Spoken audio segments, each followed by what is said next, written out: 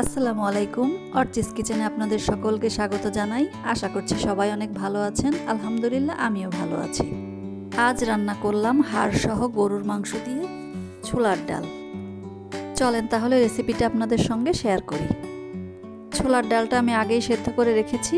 ছোলার ডাল নামিয়ে ওই প্রেসার কুকারের মধ্যে আমি দিয়ে দিচ্ছি গরুর মাংস, অল্প পরিমাণে শুকনো মরিচ, হলুদ, লবণ, দারচিনির টুকরো, সয়াবিন তেল, পরিমাণ মতো পানি দিয়ে গোশটাকে সেদ্ধ বসিয়ে দিলাম। আদা, রসুন, শুকনো মরিচ, পেঁয়াজ এই মশলাগুলো আমি শিলপাটায় বেটে নিচ্ছি। মশলা বাটা হয়ে গেছে, বাটিতে তুলে রাখছি। আর ডালটাকেও আমি আগে সিদ্ধ করে নিয়েছিলাম।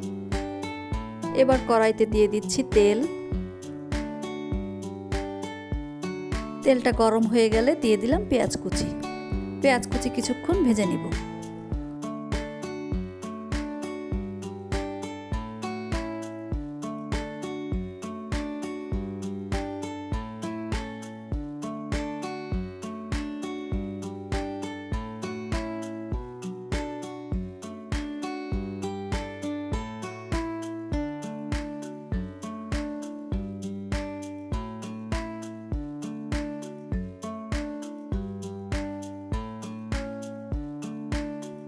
পেঁয়াজটা ভাজা হয়ে গেছে, এবার দিয়ে দিচ্ছি বেটে রাখা মশলাগুলো।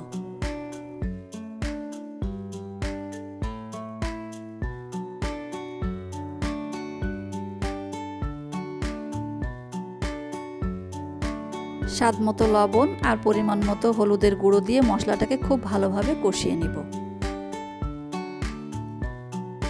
মশলাটা খুব ভালো মতো কষানো হয়ে গেছে, এবার দিয়ে দিচ্ছি সেদ্ধ করে রাখা গরুর মাংস। গরুর মাংসটাকেও মশলার সাথে খুব ভালোভাবে কষিয়ে নিব যাতে সুন্দর সুঘ্রাণ বের হয়। এবার দিয়ে দিচ্ছি সেদ্ধ করে রাখা ছোলার ডাল। ছোলার ডালটাকেও মাংসের সাথে খুব ভালো মতো কষাবো। পরিমাণ মতো পানি দিয়ে বেশ কিছুক্ষণ রান্না করে নিয়েছিলাম। এবার দিয়ে দিচ্ছি গরম মশলার গুঁড়ো। গরম মশলা দিয়েও বেশ কিছুক্ষণ রান্না করে এবার নামিয়ে নিচ্ছি।